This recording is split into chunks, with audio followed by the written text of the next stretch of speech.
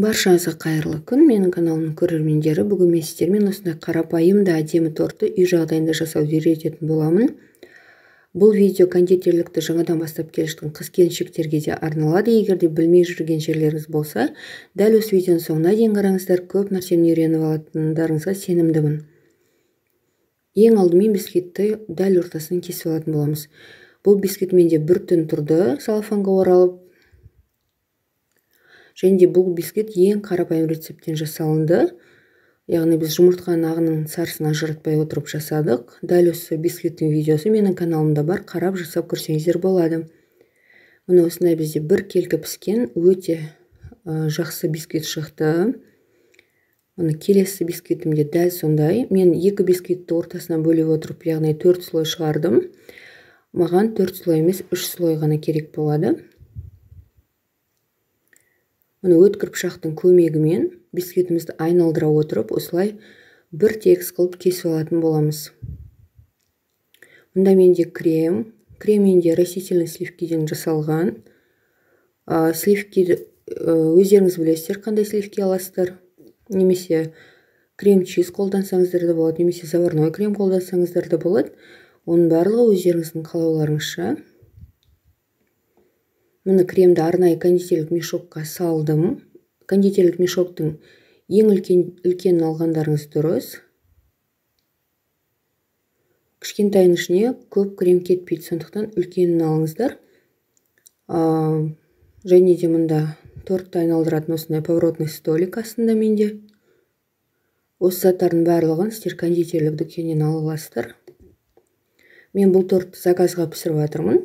Сондықтан астына осындай торттың ыдысын қойдым. Көріп тұрғандарыңыздай крем жақтым. Себебі крем жағамыз біздің корждарымыз ары-бері сырғып кетпес үшін. Ең астына крем жағып алып, бетіне коржды қойдық. Және де осындай разъемный форма дейді. Ары-бері ашылатын, соны біз корждың сыртынан кигіздік. Міндетті түрде сондай разъемный форма алыңыздар, және солай кигізіп қойыңыздар. Сол кезде сіздердің торттарыңыз бірдей жағдай биіктікте, және де тегіс болып жиналады. Келесі кремді осылай айналдыра отыра жағып, қасықтың көмегімен барлық жеріне тегіс тегіп жағып алатын боламыз. Екінші тағы да бір корж салдық. Менде осындай пропитка қосамын тортқа. Менде пропитка сүттен. Менде сүт магазиннің сүті. Пропитка қоспасаңыздар да болады, бірақ егер де бисквитный тортқа пропитка қоссаңыздар, торттарыңыз сондай влажный болып, және де өте дәмді болып шығады. Құрғақ болғанға қарағанда ең дұрысы пропитка қосқан дұрыс. Міне үшінші слойды қойдым. Кішкене ғана пропитка жіберемін, көп емес. Пропитканы өздеріңіз білесіздер, қандай заттан жасайтындарыңызды. Жаңағыдай қант пен суды бірге қайнатып, сондай сироп жасап алсаңыздар да болады. Және мен сияқты осындай сүттен пропитка жасасаңыздар да болады. Қант пен судан жасасаңыздар, торттарыңыз кішкене су татып тұрады, сондықтан сүт дұрыс деп өзім ойлаймын. Мұны торттың барлығын осындай разъемный кольцода жинадым. Енді соның ішінде қалған кремдерді осылай жан-жағына жағып шығамын. Мұны менде торт бір келкі бір тегіс болып жиналды. Егер сіздер осындай кольцоға жинамасаңыздар, торттарыңыз дәл осындай бірдей биіктікте болып шықпайды. Сондықтан менің кеңесім міндетті түрде кольцо алыңыздар.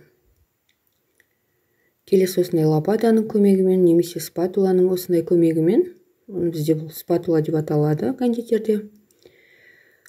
Осының көмегімен торттың жан-жағына кремді айналдыра отырып жағып шығатын боламыз.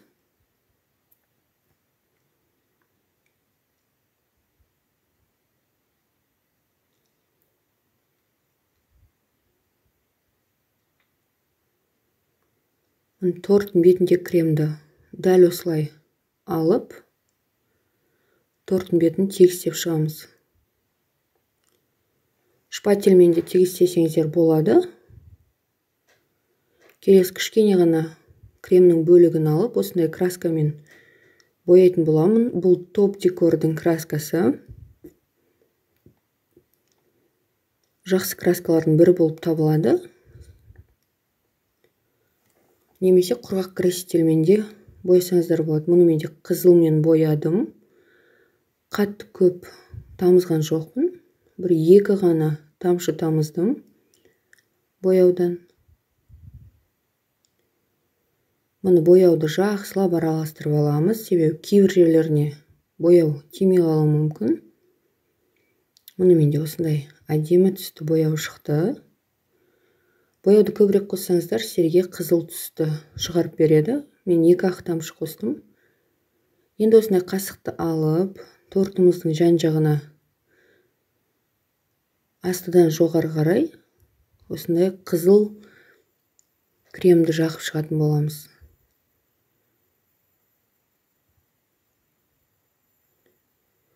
Бұл да бір торт жинаудағы, тортты әсемдеудегі бір кеңестердің бірі болып табылады. Мұны осылай жасасаңыздар да торттарыңыз әдемі болып шығады. Мұны кішкентай қасықтың көмегімен астыдан жоғары қарай осындай сызықтар сызып шығатын боламыз.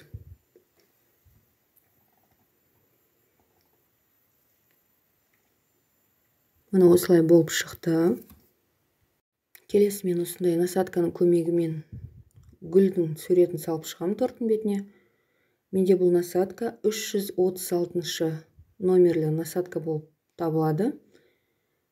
336 кез келген дүкеннен, яғни кондитерлік дүкеннен сатып алсаңыздар болады.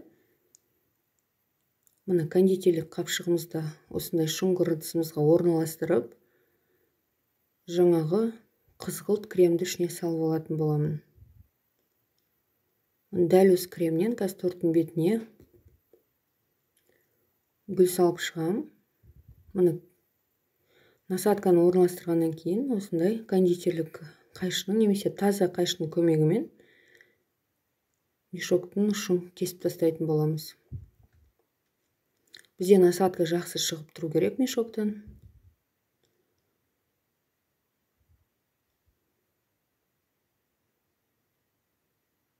Дәл видеодағыдай осылай айналдыра отырып гүл салып шығамыз. Біз насадкадан кремді сыққан кезде біз қаттырақ сығып, және де гүлімізді тезірек жасауға тырысуымыз керек. Сонда бізде әдемі пышный гүлдер шығады.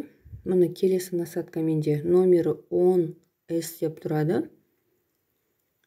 Бұл насадканы да кез келген кондитерлік дүкендерден таба аласыздар. Мұны осындай кішігірім узор жасап шығатын боламын.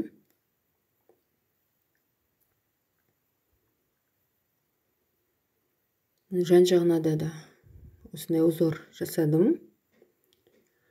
Сіздер өздеріңіздің фантазияларыңызға байланысты кез келген өрнектер сыза аласыздар торттарыңызға, кез келген формада жасай аласыздар. Сондықтан оның барлығы өздеріңіздің фантазияларыңызға байланысты. Бүгін менде осындай торт.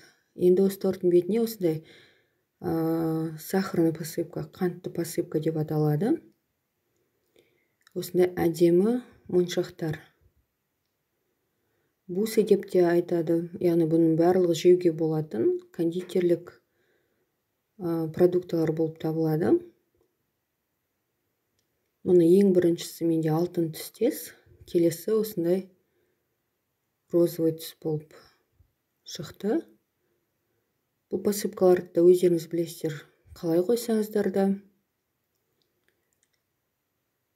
Жан-жағына тағы да салып шығамын.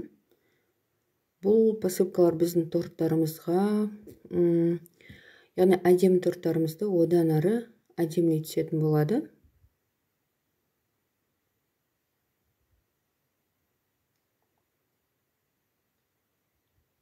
Мұнда менде осындай миндальный крошки деп айтады. Бұл да жеуге болады. Яғни миндальдың осындай миндальный лепестки деп те айтады. Бұны да кез келген кондитерлік дүкеннен сатып ала аласыздар.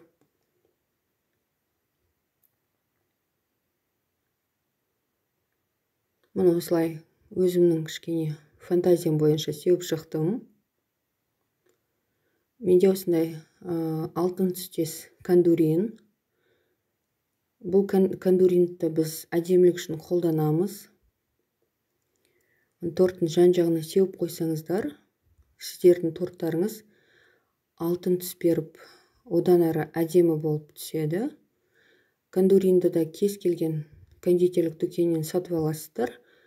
Неше түрлі түстері де бар. Осындай алтын түстес, немесе күміс түстес, қызғылт түсі бар. Яғни түрлері өте көп. Бұның барлығы кондитерлік азық-түліктердің бірі болып табылады. Сондықтан қорықпай торттарыңызға қосып, яғни бетіне сеуіп деген сияқты жіберсеңіздер болады. Келесі мен осындай мастикадан көбелек жасап алдым.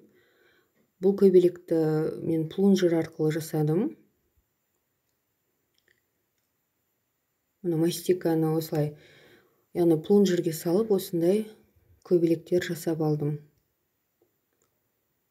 Егер де қандай плунжер деп сұрап жатсаңыздар, астына комментарийға жазыңыздар. Мен арнайы бір видео арнайтын боламын плунжерлерге. Енді мұнда бұл туған күнге арналған торт болғандықтан, туылған күніңізбен деп осылай жазу жаздым. Жаңағы қызғылт кремді кішкентай кондитерлік мешокқа салып, шым кесіп тастап, осындай жазу жаздым. Мұны достар, жасап көріңіздер. Менің каналыма тіркелуді ұмытпаңыздар.